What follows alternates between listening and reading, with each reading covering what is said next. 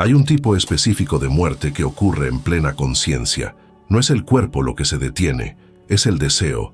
Despiertas, ves la ilusión, sientes el alivio de la claridad y entonces, sin previo aviso, todo pierde color. No de repente, lentamente, como si alguien hubiera desconectado algo esencial dentro de ti y se hubiera olvidado de volver a conectarlo. Un hombre se despierta un martes cualquiera. Tiene 38 años, una carrera estable, una rutina que funcionaba. Abre el portátil, la pantalla se enciende, sus dedos se ciernen sobre el teclado y se da cuenta. No hay urgencia, no hay ganas, ni siquiera hay resistencia, solo una ausencia silenciosa donde antes había impulso. Cierra el portátil, mira el teléfono, 17 notificaciones. Ninguna importa, no es ira, no es cansancio, es algo más extraño, indiferencia lúcida, como si hubiera despertado de un largo sueño y ahora estuviera sentado en el borde de la cama sin saber a dónde ir. No está triste, está vacío, y el vacío no duele, solo ocupa espacio. Quizás reconozcas esa sensación, no como una crisis dramática, sino como una extinción gradual. Solías preocuparte intensamente por tus metas, por el reconocimiento, por estar en el camino correcto. Luego vino el despertar. Viste los patrones, enfrentaste las ilusiones, disolviste algunas capas del ego y esperabas sentir liberación, ligereza, un propósito renovado, pero lo que llegó fue otra cosa, un silencio interior profundo, casi insoportable. Las cosas que te movían dejaron de funcionar, no porque te rindieras, sino porque el mecanismo que generaba el deseo simplemente se apagó. Sigues haciendo lo básico, trabajar, comer, responder mensajes, pero sientes como si estuvieras operando en piloto automático, sin combustible emocional real.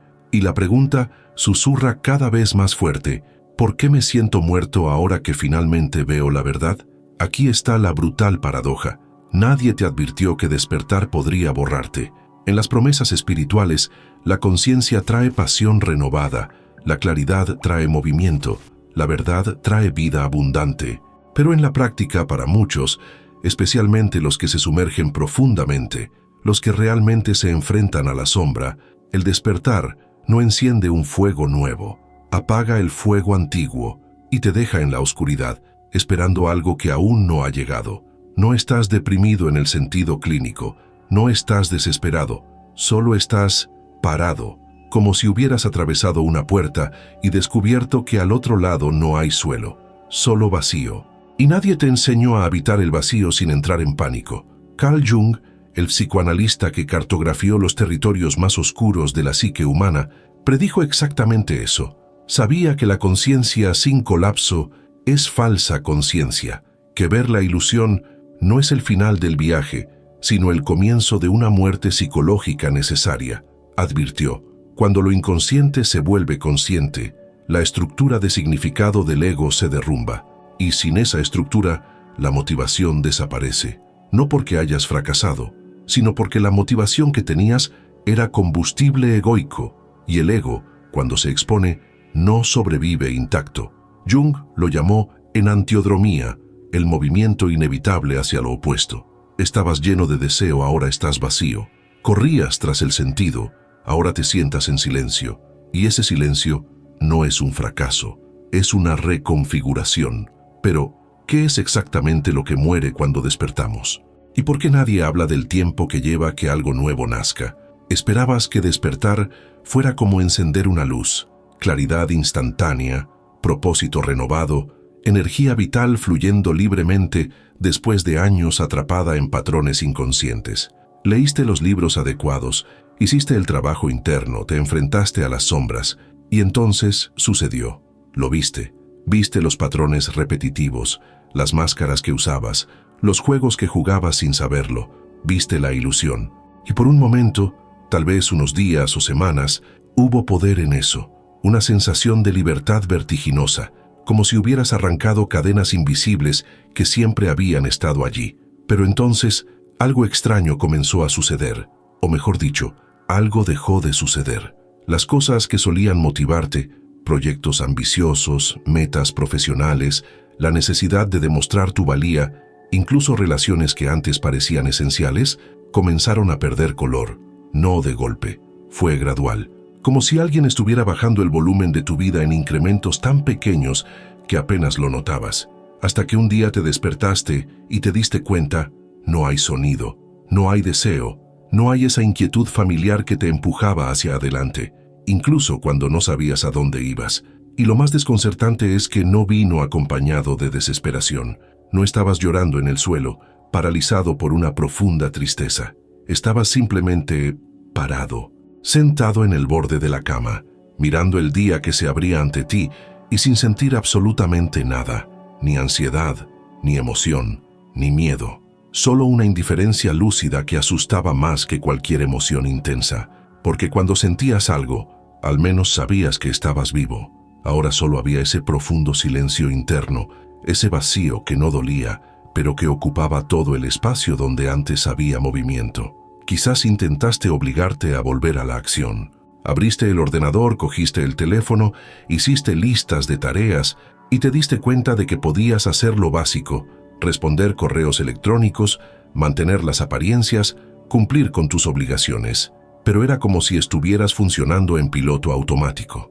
Tu cuerpo estaba allí, haciendo las cosas, pero tú, sea lo que sea, tú estabas ausente, no huyendo, no escondiéndote, simplemente no estaba comprometido. Como si hubiera descubierto que el juego era falso y ahora ya no pudiera fingir que creía en las reglas, y las personas a tu alrededor no lo entendían. Veían a alguien funcional, cumpliendo con sus responsabilidades, manteniendo intacta la estructura externa. Pero tú sabías la verdad. Por dentro se había producido una extinción. El deseo de conquistar, de ser reconocido, de construir algo grandioso, de dejar huella en el mundo, todo eso simplemente se evaporó. Y empezaste a preguntarte si había algo profundamente malo en ti, si el despertar no te había liberado, sino destrozado, si no habías visto la verdad, sino perdido la capacidad de vivir. La pregunta susurraba cada vez más fuerte, especialmente en las silenciosas madrugadas. ¿Por qué me siento muerto ahora que finalmente veo? ¿No debería ser al revés? ¿No debería la conciencia traer vida abundante, pasión renovada, propósito cristalino? Pero lo que sentías era todo lo contrario. Era como si, al ver a través de la ilusión, hubieras perdido la capacidad de participar en ella. Y sin la ilusión, sin el juego, sin la estructura de significado que el ego había construido a lo largo de décadas, estabas suspendido en el vacío, sin suelo, sin dirección, sin combustible. Carl Jung lo sabía. No idealizaba el despertar como lo hacen los libros de autoayuda modernos. Jung entendía que la conciencia sin colapso es falsa conciencia, que no puede simplemente añadir claridad al ego y esperar que todo funcione mejor, porque el ego, esa estructura de identidad construida en torno a la validación externa, la conquista, la comparación, la prueba de valor, no sobrevive intacto cuando se expone a la luz de la conciencia, no evoluciona, se desintegra, y cuando se desintegra, se lleva consigo todo el sistema de significado que utilizabas para navegar por la vida. Tus metas pierden sentido porque eran metas del ego, no tuyas.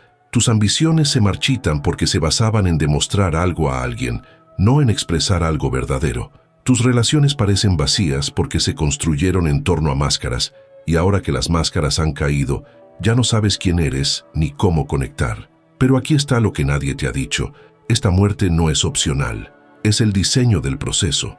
Jung lo llamaba enantiodromía, el movimiento inevitable hacia lo opuesto como forma de restablecer el equilibrio. ¿Estabas lleno de deseos egoicos? Ahora estás vacío. ¿Buscabas la validación externa? Ahora no te importa la opinión de los demás. ¿Has construido toda tu vida en torno a demostrar tu valor? Ahora la idea del valor en sí misma te parece absurda, una construcción social sin fundamento real. Y este movimiento no es una regresión, es una recalibración. Tu sistema psíquico está apagando el motor antiguo antes de construir uno nuevo. Pero entre el apagado y la reconstrucción hay un espacio, un vacío, y es en ese vacío donde te encuentras ahora. El problema es que nuestra cultura no tiene espacio para ese vacío. Vivimos en una sociedad que patologiza la pausa. Si no estás produciendo, estás fallando. Si no estás motivado, estás deprimido. Si no tienes metas claras, estás perdido. Y entonces te miras a ti mismo, parado, desmotivado, sin metas, y confirmas, estoy roto, pero no lo estás. Estás en metamorfosis. Y la metamorfosis, vista desde fuera, parece parálisis. La oruga que se convierte en sopa dentro del capullo no está haciendo nada. Se está disolviendo por completo antes de reorganizarse en algo radicalmente diferente. Pero si abres el capullo en medio del proceso, no encuentras una mariposa en formación. Encuentras una masa informe, una sustancia sin forma, sin estructura, sin identidad clara. Y eso es exactamente lo que sientes ahora, sustancia viscosa, psíquica. Ya no eres la persona que eras, ni aún la persona que serás. Así que cuando preguntas, ¿por qué he perdido toda la motivación después del despertar? La respuesta real es, porque la motivación que tenías era combustible egoico. Y el ego, cuando se enfrenta a la verdad de su propia artificialidad, deja de funcionar, se derrumba. Y mientras se derrumba, todo lo que dependía de él para funcionar, metas, deseos, propósitos, identidad, se derrumba con él. No has perdido la motivación, has perdido el sistema de recompensa que generaba la motivación. Y ahora estás en el intervalo, en el espacio entre quien pensabas que eras y quien realmente eres. En ese espacio no hay movimiento, hay disolución. Y la pregunta que surge inevitable y aterradora es, ¿qué es exactamente lo que está muriendo? ¿Qué es ese sistema que lo sostenía todo y ahora ha desaparecido? Para entender lo que ha muerto, necesitas entender cómo funcionaba. Desde niño te han enseñado, no por maldad, sino por diseño cultural, a buscar el significado fuera de ti mismo. Tus padres te elogiaban cuando sacabas buenas notas, te ignoraban cuando fallabas. Tus profesores te recompensaban con estrellitas doradas cuando te portabas bien. Te castigaban con desaprobación cuando te salías de la línea. Tus compañeros te aceptaban cuando eras divertido, popular, útil. Te excluían cuando eras demasiado extraño, demasiado callado, demasiado diferente. Y poco a poco, sin darte cuenta, construiste un sistema interno de navegación basado enteramente en la retroalimentación externa. Este sistema es lo que Jung llamaba el ego. No en el sentido coloquial de persona arrogante, sino en el sentido técnico, la estructura psíquica que organiza tu experiencia en torno a una identidad social. El ego es el yo que presentas al mundo, la persona que utilizas para ser aceptado, valorado, reconocido. Y detrás de esa persona hay un motor, el sistema de recompensa. Haces algo, recibes validación, sientes placer bioquímico, repites el comportamiento, recibes más validación, el ciclo se refuerza. Y a lo largo de los años, décadas, ese ciclo se convierte en tu brújula moral, tu sentido de propósito, tu razón de ser. No haces las cosas porque resuenan con algo profundo dentro de ti. Las haces porque generan aprobación, logros, pruebas de valor. Y esa aprobación se convierte en el oxígeno del ego. Ahora imagina lo que sucede cuando despiertas, cuando ves de repente, con claridad cristalina, que todo este sistema es construido, arbitrario, condicionado, que no estabas viviendo tu vida, sino interpretando un papel, que tus metas no eran tuyas, sino versiones internalizadas de lo que tus padres querían, de lo que la sociedad valoraba, de lo que tus compañeros perseguían, que pasaste 30, 40, 50 años optimizando tu rendimiento en un juego cuyas reglas nunca cuestionaste. Y lo peor, que el juego en sí no tiene fundamento real. Que el valor, el éxito, el reconocimiento, incluso el amor tal y como los buscabas, eran monedas de cambio en un mercado psicológico inventado. Cuando ves esto, y no intelectualmente, sino visceralmente, en lo más profundo de tu pecho, donde las verdades realmente duelen, el sistema de recompensas se apaga, no por elección, por reconocimiento. Tu cerebro, tu psique, todo tu organismo se da cuenta. Esto no es real, no hay razón para seguir persiguiéndolo. Y de repente, las cosas que te motivaban, el ascenso que perseguías, la relación que intentabas salvar, la aprobación que buscabas de tus padres, la imagen que mantenías en las redes sociales, pierden toda su fuerza gravitacional. Las miras y sientes nada, ni ira, ni tristeza, solo indiferencia. Como si alguien hubiera apagado el interruptor que conectaba esas cosas con tu sentido del valor. Y ahí está el problema. Sin ese sistema, no sabes cómo funcionar. Porque toda tu vida adulta se ha construido en torno a él. Elegiste tu carrera basándote en el estatus y la seguridad. Entraste en relaciones basándote en la validación y el miedo a la soledad. Compraste cosas, fuiste a lugares, cultivaste amistades, todo dentro de esa lógica de intercambio. Yo hago esto, recibo aquello. Y funcionaba, o al menos parecía funcionar. Estabas en constante movimiento, siempre ocupado, siempre persiguiendo el siguiente hito, el siguiente nivel, la siguiente prueba de que valías algo. Y ese movimiento creaba la ilusión de un propósito. Confundías actividad con significado, logro con realización, aprobación con amor. Pero el despertar reveló la farsa, y ahora que lo ves, ya no puedes fingir, ya no puedes motivarte con la zanahoria del ego. Tu jefe te ofrece un ascenso y sientes aburrimiento. Tus amigos elogian tu nuevo logro y te sientes distante. Tus padres finalmente dicen que están orgullosos y te das cuenta de que ya no te conmueve, porque todo esto sigue funcionando dentro de la lógica del ego. Vales si produces, importas si conquistas, mereces amor si cumples las expectativas, y ya no crees en eso, no porque hayas decidido no creerlo, sino porque lo has visto claramente, como cuando descubres cómo funciona un truco de magia. Nunca más puedes volver a sentir la misma fascinación, por mucho que lo intentes. Carl Jung entendía que este desencanto es necesario. No veía el ego como un enemigo, sino como una etapa, una estructura útil para navegar por el mundo social, para desarrollar competencias, para aprender las reglas del juego humano. Pero no era el destino final.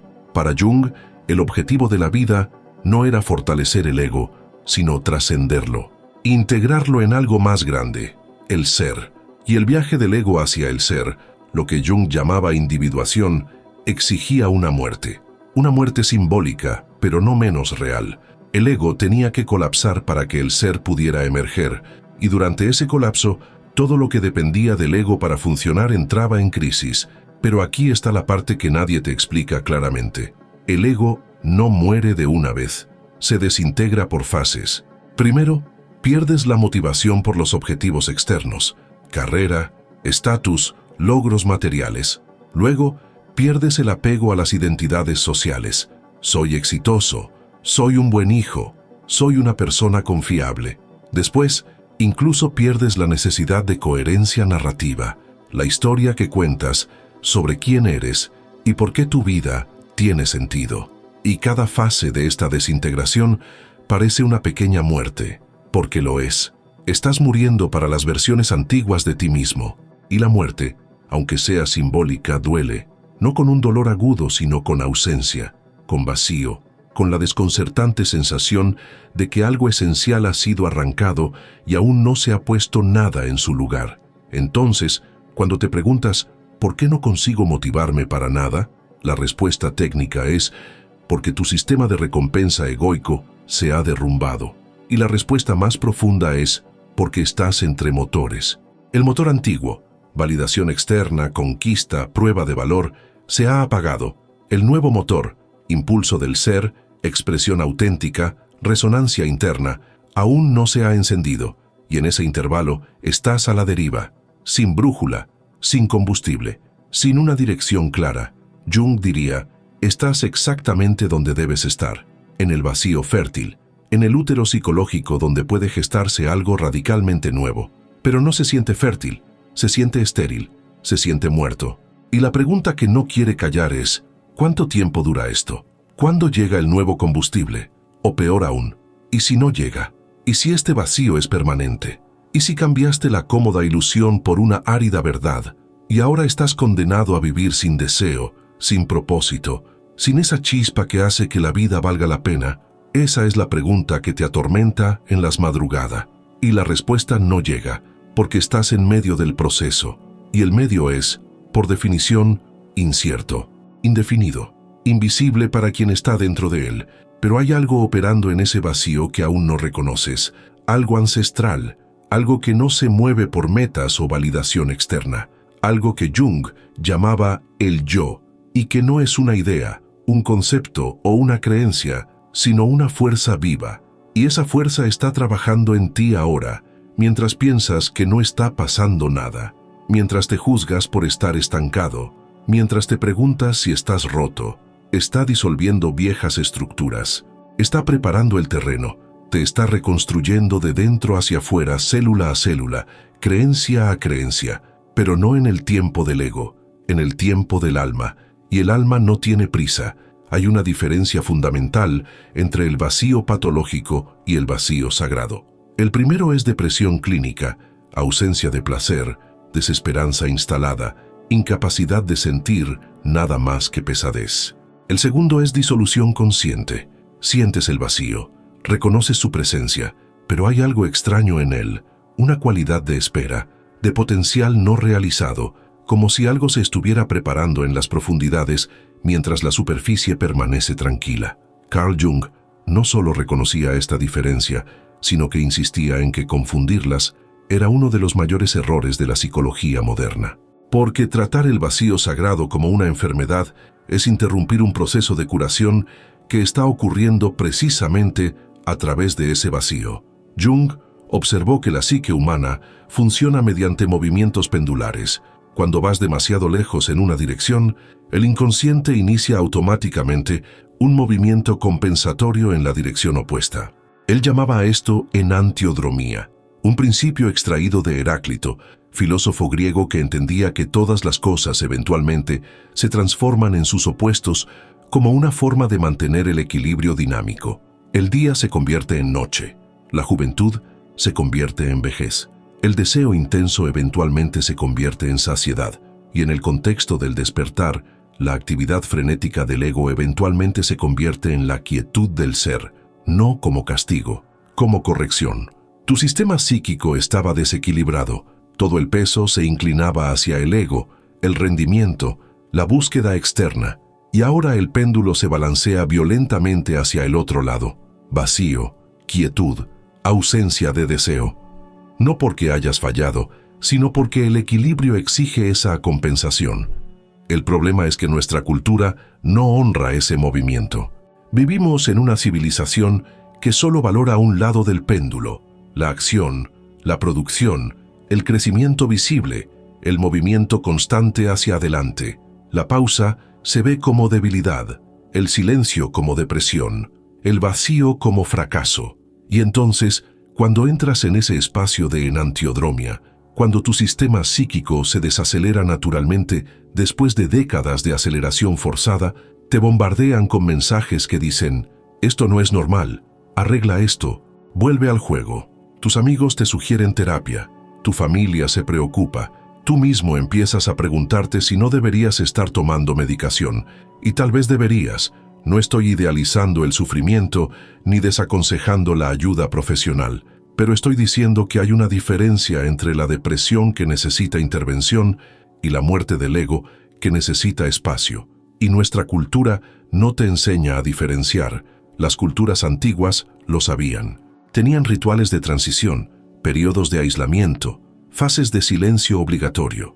El joven guerrero que regresaba de la batalla no se reintegraba inmediatamente a la tribu. Pasaba tiempo solo, procesando, dejando que la adrenalina de la guerra se disipara antes de volver a la vida cotidiana. La mujer que daba a luz permanecía en retiro, no por debilidad, sino porque acababa de atravesar el portal entre la vida y la muerte y necesitaba tiempo para reintegrarse. El chamán que buscaba una visión pasaba días en el desierto, en ayunas, en silencio, esperando que algo emergiera del vacío, y nadie lo juzgaba por no estar produciendo, porque todos entendían. Hay momentos en los que no hacer nada es hacer todo, momentos en los que la inactividad externa esconde una profunda actividad interna, momentos en los que necesitas morir a una versión de ti mismo antes de nacer a otra. Pero tú no vives en una cultura ancestral. Vives en la era de la productividad tóxica, donde cada minuto debe optimizarse, cada pausa debe justificarse, cada momento de no hacer nada se considera tiempo perdido. Y entonces interiorizas esa presión. Te miras a ti mismo, parado, desmotivado, sin objetivos claros, y piensas: estoy desperdiciando mi vida. Pero no es así. Estás atravesando lo que Jung llamaba nigredo, la fase alquímica del oscurecimiento. En la alquimia medieval, antes de transformar el plomo en oro, el alquimista tenía que reducir la materia a su estado más básico, disolver completamente la forma antigua para que pudiera surgir una nueva forma. Y durante esa disolución, la materia se volvía negra, informe, aparentemente sin valor. El nigredo era la muerte necesaria que precedía al renacimiento. Y tú estás en ella ahora, en la fase negra, en la disolución. En el momento en que todo lo que eras debe convertirse en sopa psicológica antes de reorganizarse en algo radicalmente diferente. La metáfora que más le gustaba a Jung para este proceso era la de la oruga y la mariposa, pero no de la forma romántica en que normalmente la contamos. Normalmente decimos, la oruga entra en el capullo y se convierte en mariposa. Bonito, limpio, transformación mágica. Pero la realidad biológica es mucho más brutal y mucho más relevante para lo que estás viviendo ahora. Cuando la oruga entra en el capullo, no le crecen alas. Se disuelve, completamente. Sus células se desintegran, su cuerpo se convierte en líquido. Una masa informe, sin identidad, sin estructura reconocible, y en ese estado permanece durante días, semanas. Mientras unas células especiales llamadas células imaginales, que han estado inactivas todo el tiempo, comienzan a reorganizarse, empiezan a construir algo nuevo, pero no rápidamente, no de forma visible. Y si abrieras el capullo en medio del proceso, no encontrarías una oruga en transición, encontrarías sopa, una sustancia irreconocible, y pensarías, esto está muerto, ha fallado, pero no está muerto, está en metamorfosis. Y la metamorfosis, cuando se ve desde dentro, parece muerte. Eso es exactamente lo que estás viviendo ahora. No estás estancado, estás disuelto. Tu antigua identidad, todas esas historias sobre quién eras, qué querías, por qué tu vida importaba, se está convirtiendo en una masa informe. Y mientras eso sucede, no tienes acceso a un nuevo sentido de propósito, porque aún no se ha construido. Las células imaginarias del ser están empezando a moverse, pero lentamente, de forma invisible, en capas tan profundas que no puedes percibir conscientemente. Todo lo que sientes es ausencia, vacío. La forma antigua ya no existe, la nueva aún no ha llegado. Y en ese intervalo, en ese espacio liminal, existes como puro potencial, pero el potencial no se siente poderoso, se siente como nada.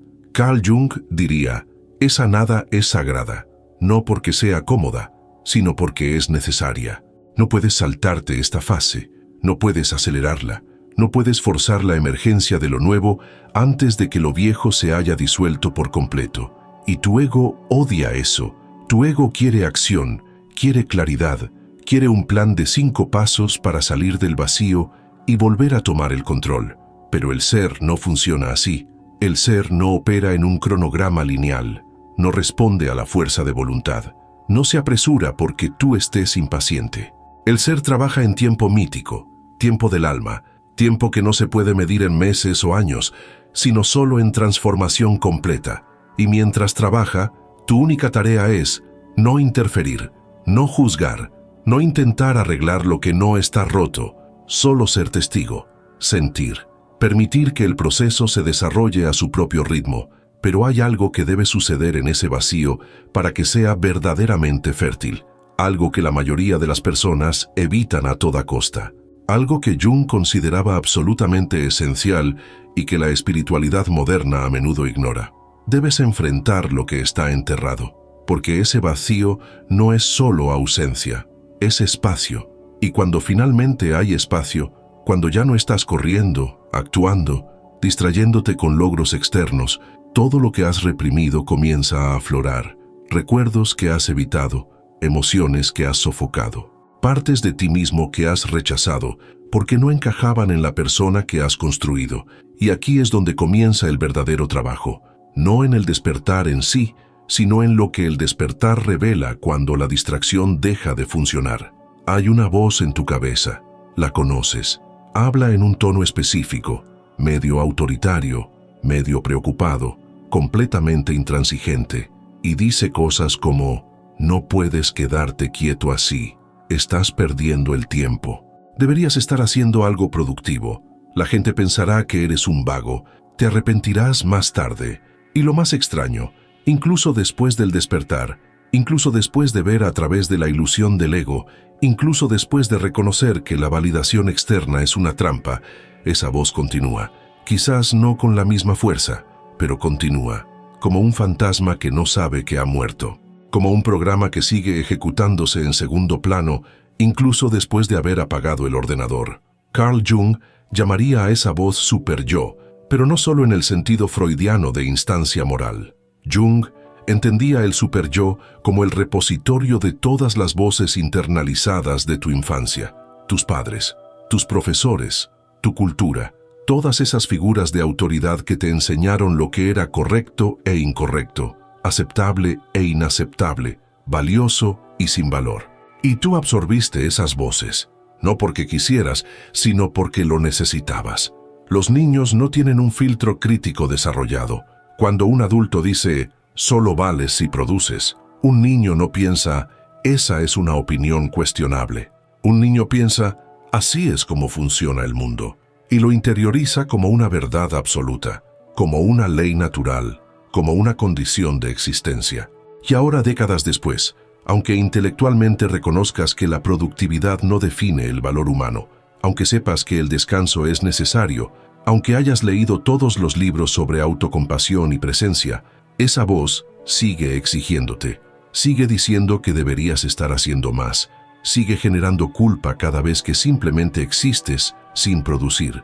Y esa culpa es particularmente cruel después del despertar, porque ahora tienes dos niveles de culpa operando simultáneamente. El primer nivel es la culpa antigua. No estás haciendo lo suficiente.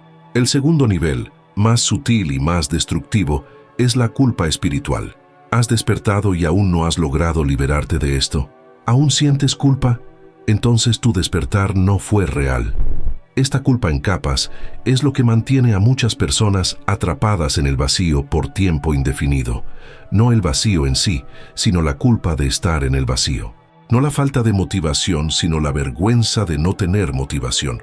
Sabes que necesitas un descanso, pero te juzgas por necesitarlo. Sientes que algo se está reconstruyendo internamente, pero te exiges por no tener resultados visibles externamente. Y cuanto más te exiges, más energía gastas manteniendo activa la culpa, energía que podría estar utilizando para el proceso real de transformación. Es como intentar curar una herida mientras la pinchas para asegurarte de que todavía duele. Por supuesto que todavía duele. No estás dejando que cicatrice. Entonces, ¿de dónde viene esa culpa específica? ¿Por qué, incluso después de tanto trabajo interno, persiste? Jung señalaba el origen, la familia. No necesariamente porque tus padres fueran monstruos, sino porque transmitían, consciente o inconscientemente, una ecuación básica que casi todas las familias transmiten en mayor o menor medida. Mereces amor si cumples con las expectativas, y esas expectativas casi siempre incluyen productividad, logros, rendimiento visible. Los niños que sacan buenas notas reciben atención. Los niños que fracasan son ignorados o castigados. Los adolescentes que tienen éxito son motivo de orgullo. Los adolescentes que no encajan son motivo de preocupación, vergüenza y decepción. Y a lo largo de los años, aprendes, tu valor es condicional. Depende de lo que haces, no de quién eres. Y aquí está el problema profundo. Este condicionamiento no es solo conductual, es existencial. No solo has aprendido que necesitas producir para ser valorado, has aprendido que necesitas producir para merecer existir. Que tu presencia en el mundo solo se justifica si contribuyes, rindes, entregas resultados. Que ocupar espacio sin un propósito claro es una transgresión. Que simplemente ser, sin hacer, es egoísmo, pereza, desperdicio. Y esto se instaló tan temprano, tan profundamente, que ni siquiera parece condicionamiento. Parece una verdad universal. Parece una ley de la naturaleza.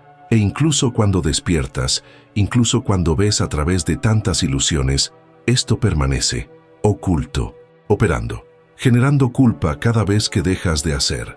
Pero hay algo aún más insidioso sucediendo.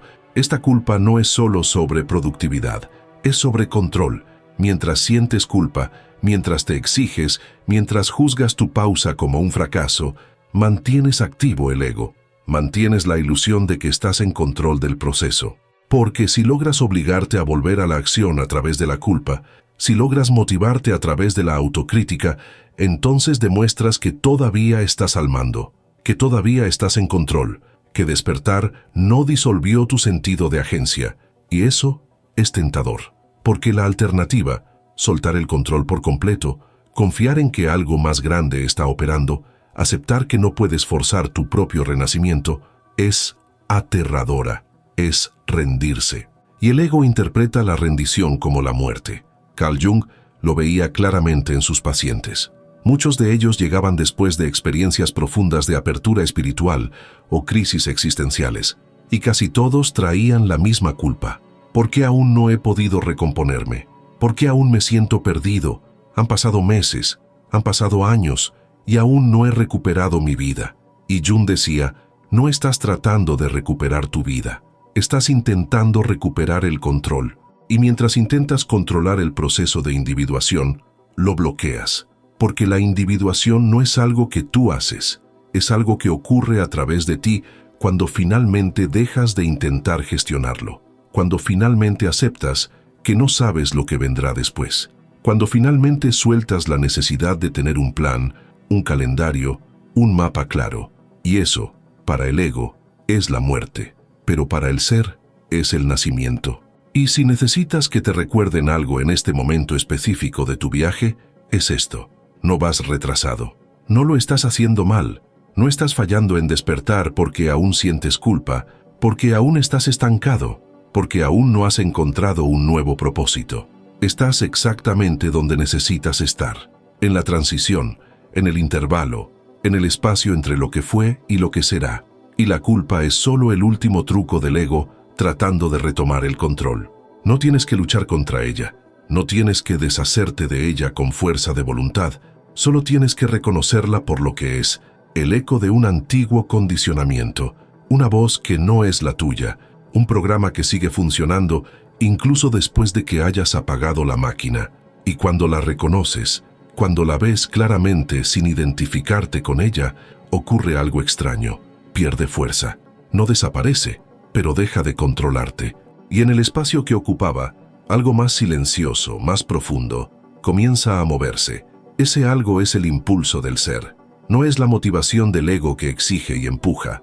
Es el movimiento natural del alma que susurra en lugar de gritar, que invita en lugar de exigir, que emerge cuando finalmente dejas de intentar forzar.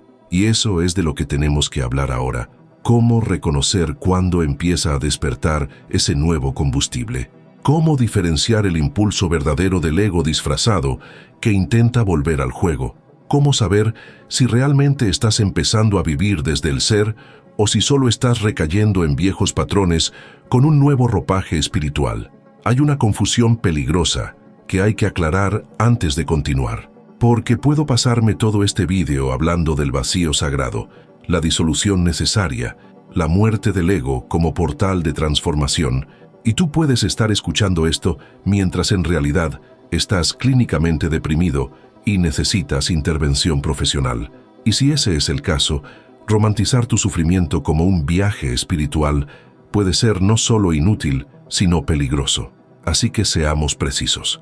Veamos los indicadores reales que diferencian el proceso de individuación de la depresión clínica.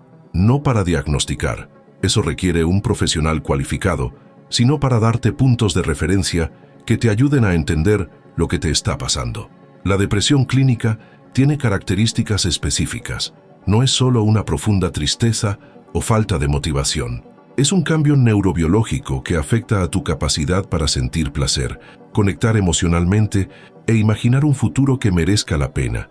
Una persona clínicamente deprimida no siente un vacío consciente, siente un peso, no siente pausa, siente parálisis con sufrimiento constante.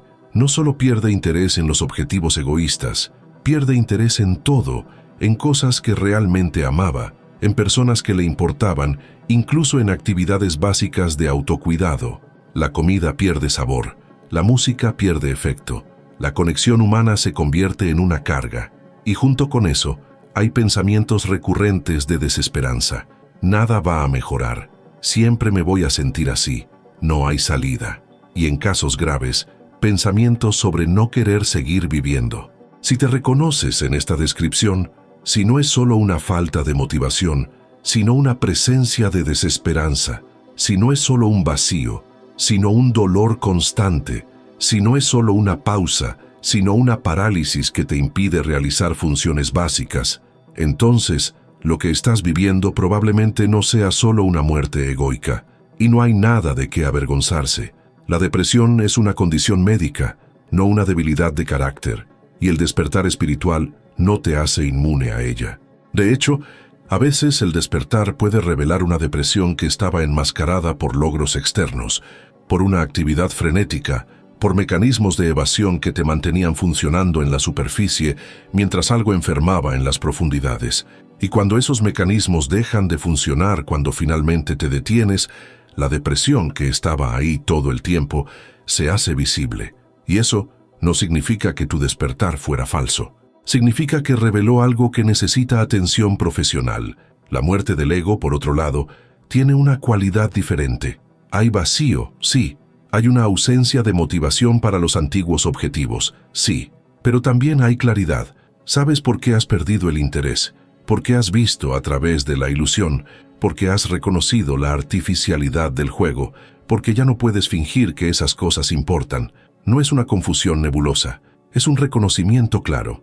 Y junto con ese reconocimiento hay algo extraño, una presencia en el vacío, como si el vacío no fuera un agujero negro que te succiona hacia la inexistencia, sino un útero oscuro donde algo se está gestando. No sientes desesperanza de que nada vaya a mejorar, sientes incertidumbre sobre lo que vendrá después, y hay una diferencia fundamental entre estas dos cosas. La desesperanza dice, no hay futuro. La incertidumbre dice, no sé qué futuro, pero algo está por venir. Otro indicador importante, la curiosidad. Una persona en muerte egoica, aunque esté parada, mantiene cierto nivel de curiosidad, quizás no sobre la carrera, las relaciones o los logros externos, sino sobre el proceso en sí. Busca comprender lo que está sucediendo. Ve videos como este, lee a Jung, explora la filosofía, intenta mapear el territorio interno por el que está atravesando. Hay un impulso por dar sentido, por nombrar, por encontrar estructura al caos. Una persona clínicamente deprimida pierde incluso eso. No hay curiosidad, no hay búsqueda, solo hay supervivencia. E incluso la supervivencia parece un esfuerzo demasiado grande. Y hay otra señal, quizás la más reveladora, la relación con el placer. Una persona en muerte del ego pierde el placer de los logros egoicos, ascensos, reconocimiento, validación externa, pero aún puede sentir placer en cosas simples, presentes, no egoicas. Tal vez caminar en la naturaleza, tal vez abrazar a un perro, tal vez escuchar música que resuena profundamente, tal vez tener una conversación genuina con un amigo. Son momentos de conexión que no dependen del rendimiento, que no alimentan el ego, pero que aún tocan algo real. Una persona clínicamente deprimida pierde el acceso incluso a esos momentos.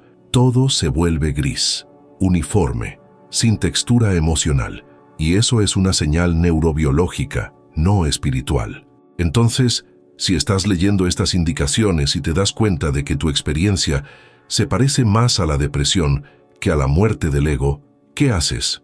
Primero, no lo idealices. No conviertas el sufrimiento clínico en una insignia espiritual. No uses lenguaje de individuación para evitar buscar la ayuda que realmente necesitas. Segundo, busca ayuda profesional. Un terapeuta que entienda tanto de psicología profunda como de salud mental. Un psiquiatra, si es necesario. La medicación no es un signo de debilidad o fracaso espiritual. Es una herramienta que restaura el funcionamiento neurobiológico para que puedas hacer el trabajo interno que necesitas hacer. Y tercero, entiende que ambos pueden coexistir. Puedes estar en un proceso legítimo de individuación y también estar clínicamente deprimido. No son mutuamente excluyentes. El despertar puede revelar una depresión que estaba oculta. Y la depresión puede ser parte de lo que hay que curar en el camino de la individuación. Pero si al leer esto reconoces que no es depresión, que en realidad es muerte del ego, vacío consciente, disolución necesaria, entonces hay algo que debes entender. Este proceso tiene señales. No son obvias, no son dramáticas, pero están presentes. Señales de que el yo está vivo, está operando, está construyendo algo nuevo, mientras tú piensas que no está pasando nada. Y reconocer estas señales es crucial, porque sin ellas es fácil rendirse. Es fácil interpretar una pausa como una parálisis permanente. Es fácil forzar el retorno al ego, porque no confías en que el yo realmente está llegando. Entonces, ¿cuáles son esas señales? ¿Cómo sabes que no estás estancado sino en metamorfosis? ¿Cómo distingues la espera que te lleva a algún lugar de la espera que es solo procrastinación disfrazada? Jung diría, observa lo que te llama cuando no lo estás intentando. Observa lo que surge espontáneamente cuando dejas de esforzarte. Observa hacia dónde se dirige naturalmente tu atención cuando dejas de forzar la dirección. Porque el ser no se manifiesta a través de metas y planes. Se manifiesta a través de la resonancia, la sincronicidad, el movimiento orgánico que parece más un reconocimiento que una decisión. Y ese movimiento comienza lentamente, casi imperceptiblemente, pero está comenzando, y eso lo cambia todo. La primera señal es tan sutil que casi se pierde. No es una explosión de claridad, no es un momento de epifanía en el que todo cobra sentido de repente. Es más bien como una ligera inclinación. Estás sentado, sin hacer nada en particular, y te das cuenta de que tu atención se mueve en una dirección específica, quizás hacia un libro que no has tocado en meses, quizás hacia una idea que te pasa por la cabeza, y en lugar de descartarla inmediatamente, te encuentras pensando en ella un poco más, quizás hacia una persona con la que tienes ganas de contactar, no por obligación social, sino porque algo genuino te empuja a ello. Y lo más extraño, no has decidido prestar atención a eso, simplemente lo has hecho.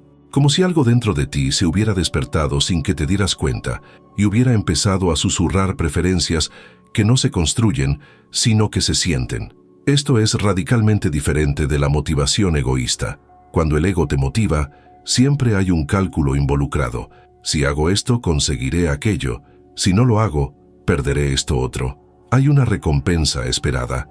Hay una validación anticipada. Hay miedo a las consecuencias negativas o deseo de consecuencias positivas. Es un sistema de incentivos externos que conduce el comportamiento y funciona por un tiempo. Te mantiene en movimiento, te hace producir, pero también te mantiene atrapado en un ciclo de búsqueda sin fin, porque cada logro es solo un escalón hacia el siguiente. Cada validación dura solo hasta que necesitas la siguiente. Cada prueba de valor es temporal hasta que tienes que volver a demostrarlo. La motivación del yo no funciona así. No hay negociación. No hay si hago esto entonces aquello. Solo hay reconocimiento. Esto resuena. Esto es verdadero. Esto pide ser expresado. Y no sabes por qué. No puedes justificarlo racionalmente. No tienes un plan de 5 años que muestre cómo esto te llevará al resultado deseado.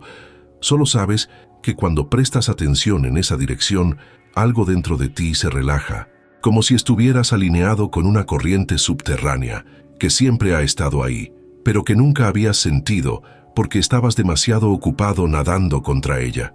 Y cuando finalmente dejas de nadar, cuando finalmente dejas de esforzarte, te das cuenta, la corriente te lleva, no a donde el ego había planeado, a donde el ser siempre supo que tenías que ir. Carl Jung lo llamaba vivir simbólicamente, no en el sentido de vivir en la fantasía o huir de la realidad, sino de vivir guiado por símbolos internos en lugar de estructuras externas. Empiezas a prestar atención a los sueños no como entretenimiento nocturno, sino como mensajes del inconsciente. Notas sincronicidades, no como coincidencias, sino como indicadores de que estás en el camino correcto, de que algo más grande está orquestando. Sientes impulsos que no tienen sentido lógico, pero que tienen un sentido profundo, y en lugar de descartarlos como irracionales, los sigues, con cuidado, de forma experimental, sin esperar un resultado específico, pero con curiosidad por saber a dónde te llevan. Y aquí está lo fascinante. Cuando empiezas a vivir así, cuando empiezas a responder a la resonancia en lugar de a la recompensa, no te vuelves menos productivo, te vuelves productivo de otra manera, porque ahora ya no dispersas tu energía en 1000 direcciones tratando de demostrar tu valía, complacer a la gente, cumplir las expectativas de los demás. Estás canalizando tu energía en una única dirección, no porque lo hayas decidido estratégicamente, sino porque algo en ti reconoce. Aquí está, esto es. Y hay un poder inmenso en esa singularidad. No es el poder egoísta de la dominación o la conquista, el poder del ser de alineación y flujo. Es posible que las personas que te rodean no lo entiendan. Pueden preguntarte, ¿por qué haces eso? ¿Cuál es el objetivo? ¿A dónde te llevará? Y no tienes una respuesta satisfactoria, porque sus preguntas presuponen una lógica egoica.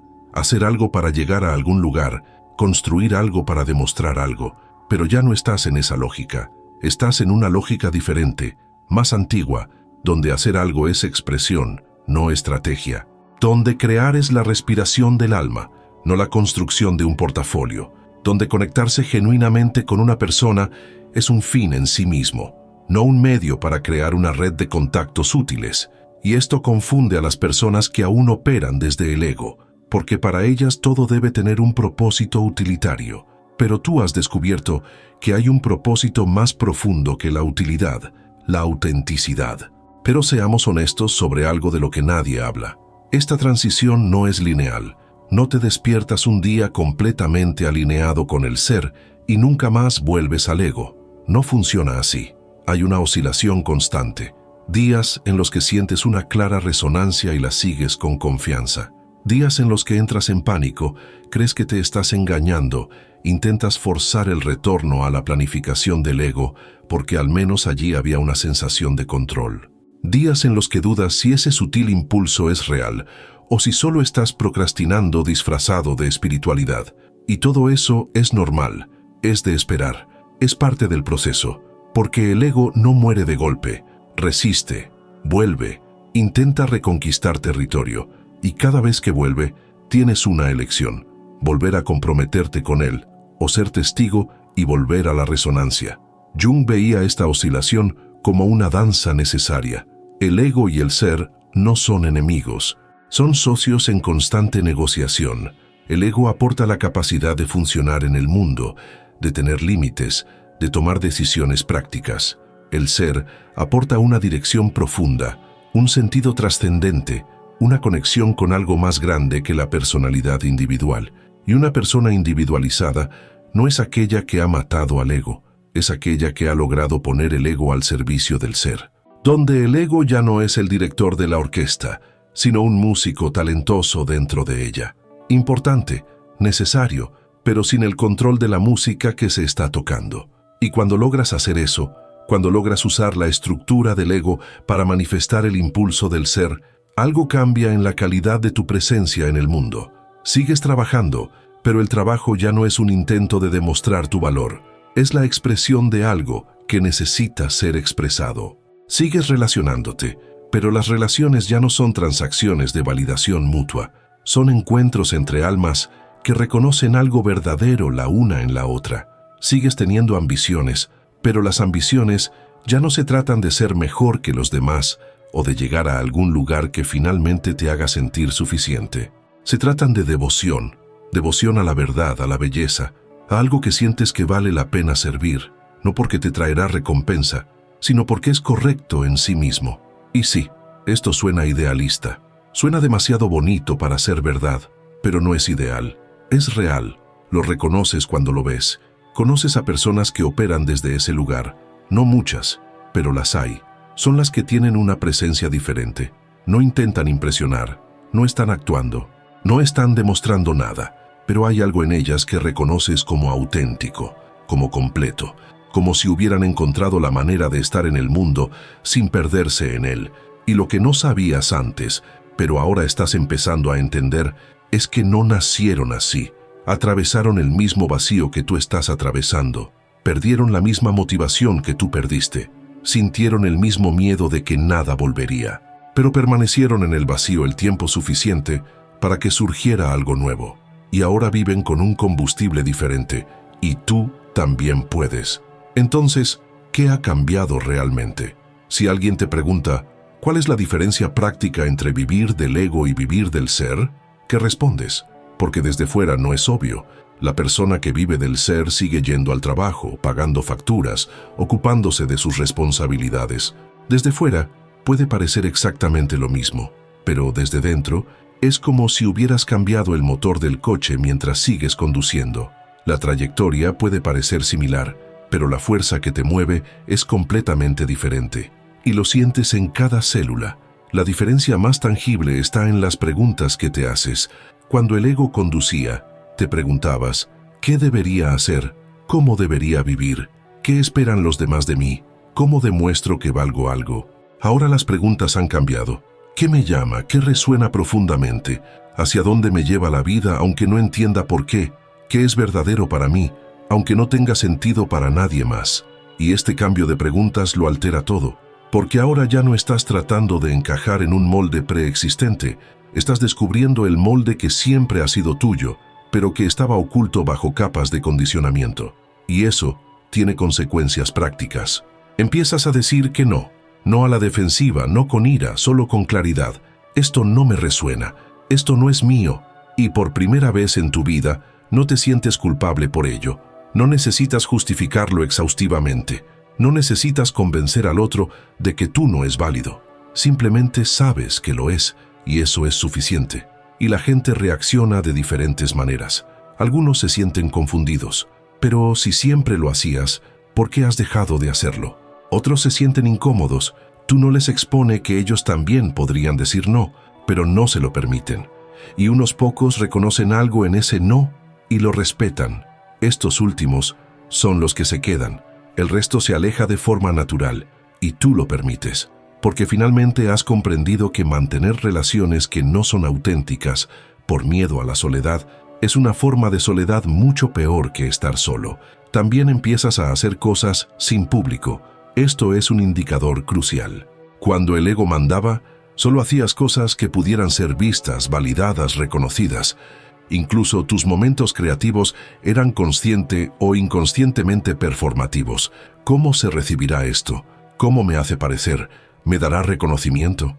Ahora haces cosas solo porque hay que hacerlas. Escribes sin publicar, creas sin mostrar, practicas algo sin esperar una maestría que impresione, porque el acto en sí, el proceso, la expresión, ya es completo. No necesita validación externa para ser real. Es real porque lo sentiste, porque pasó a través de ti, porque fue verdadero en ese momento. Y eso es suficiente, y hay una inmensa libertad en eso. Una libertad que no imaginabas posible, porque toda tu vida has sido rehén de la opinión ajena. Incluso cuando te rebelabas, estabas reaccionando contra ella, lo que no es más que otra forma de estar controlado por ella. Pero ahora has descubierto algo revolucionario. Simplemente puedes no importarte, no por cinismo o desconexión, sino porque estás tan anclado en lo que es verdadero internamente que lo externo pierde el poder de desestabilizarte. ¿Alguien te critica? Escuchas. Si hay verdad, la integras. Si no la hay, la descartas. Sin drama, sin necesidad de defenderte, porque ya no estás demostrando nada. Carl Jung decía que vivir simbólicamente, vivir guiado por el yo, es recuperar la capacidad de ver significado en todo, no un significado impuesto externamente. Esto sucedió para enseñarme una lección, sino un significado revelado internamente, que resuena esto dentro de mí, que me muestra sobre quién soy y cómo estoy viviendo. Empiezas a leer la vida como un texto en constante desarrollo. Cada encuentro, cada dificultad, cada sincronicidad, cada repetición de patrón, todo se convierte en un mensaje, no de un Dios externo que envía señales, sino del yo que intenta comunicarse a través del lenguaje que tiene, símbolos, imágenes, sentimientos, coincidencias significativas. Y cuando vives así, cuando estás atento a ese lenguaje, las decisiones se vuelven más simples, no necesariamente más fáciles, pero sí más simples, porque ya no estás sopesando los pros y los contras en una hoja de cálculo mental tratando de optimizar el resultado. Estás sintiendo, esto abre o cierra, esto expande o contrae, esto me acerca a lo que es verdadero o me aleja, y tu cuerpo lo sabe antes de que tu mente formule una respuesta. sientes expansión en el pecho, o opresión, ligereza, o pesadez, claridad, o confusión nebulosa, y aprendes a confiar en esas señales más que en argumentos racionales. Porque la razón es una herramienta del ego, y el ego es bueno para racionalizar lo que quiere, para construir argumentos perfectos para elecciones equivocadas, pero el cuerpo no miente, el yo no miente, y cuando finalmente dejas de intentar pensar tu camino a través de la vida y empiezas a sentir, todo cambia. Pero hablemos del miedo que esto conlleva, porque existe, miedo a estar engañándote a ti mismo, miedo a que ese sutil impulso no sea el ser, sino solo el ego disfrazado con un nuevo ropaje espiritual, miedo a seguir esa resonancia y acabar en un lugar peor que donde estabas, miedo a que confiar en algo irracional sea irresponsabilidad, sea huida, sea una forma sofisticada de evitar la vida adulta. Y ese miedo no es irracional. Hay personas que utilizan la expresión seguir el corazón para justificar elecciones destructivas, para evitar consecuencias, para huir de la responsabilidad. Entonces, ¿cómo se distingue? Jung diría, observa los frutos, no inmediatamente, sino a lo largo del tiempo. Cuando sigues al ego disfrazado de ser, sientes una satisfacción temporal seguida de un vacío renovado. Consigues lo que querías y te das cuenta de que no era eso. Cuando sigues al ser genuino, puede que no haya satisfacción inmediata, puede que haya dificultades, pero hay una sensación creciente de estoy en el lugar correcto, estoy haciendo lo que tengo que hacer, esto es verdadero, y esa sensación se mantiene. No depende de un resultado externo, depende de la alineación interna, y tú conoces la diferencia cuando la sientes. Y quizás el indicador más fiable de todos. Cuando vives desde el ser, te vuelves más presente. Ya no estás distraído, ya no vives en el futuro anticipado o en el pasado revisado. Estás aquí, porque el ser no existe en el tiempo psicológico, existe en el ahora. Y cuando estás alineado con él, caes naturalmente en el presente, no como un esfuerzo de mindfulness, sino como una consecuencia natural de no estar ya persiguiendo la validación futura o rumiando sobre el fracaso pasado. Simplemente estás aquí, haciendo lo que estás haciendo, siendo quien eres, sin una segunda capa de comentarios mentales sobre si eso es suficiente o no. Y eso, al final, es lo que significa vivir desde el ser. No es perfección, no es ausencia de ego, no es iluminación permanente en la que nunca más sientes miedo, ira o deseo egoico.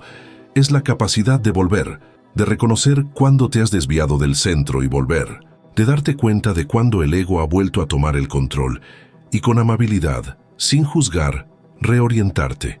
Es una danza continua, no un destino final, y cuanto más practicas, más natural se vuelve, hasta que un día te das cuenta, ya no estás intentando vivir desde el ser, simplemente estás viviendo, y el vacío del que temías no salir nunca más no era un agujero, era un portal, y lo has atravesado. Y si has llegado hasta aquí, si estas palabras te han resonado de alguna manera, te invito a hacer algo, no por mí, sino por ti. Comparte en los comentarios. ¿Cuál fue el momento en el que te diste cuenta de que tu antigua motivación había muerto? ¿Cómo estás viviendo ese vacío ahora? ¿Puedes sentir señales de que el yo está empezando a moverse o todavía estás en medio de la disolución? Porque tu experiencia importa, y nombrarlo, ponerlo en palabras, es parte del proceso de integración. Es así como empiezas a construir un puente entre lo que sientes y lo que entiendes. Recuerda, vivir con conciencia es una elección. Despierta tu mente, afronta tus deseos e ilumina tu sombra. Cuenta conmigo en este viaje y sigue con los próximos vídeos del canal, porque despertar no es el final de la historia, es el comienzo de una vida que por fin es tuya.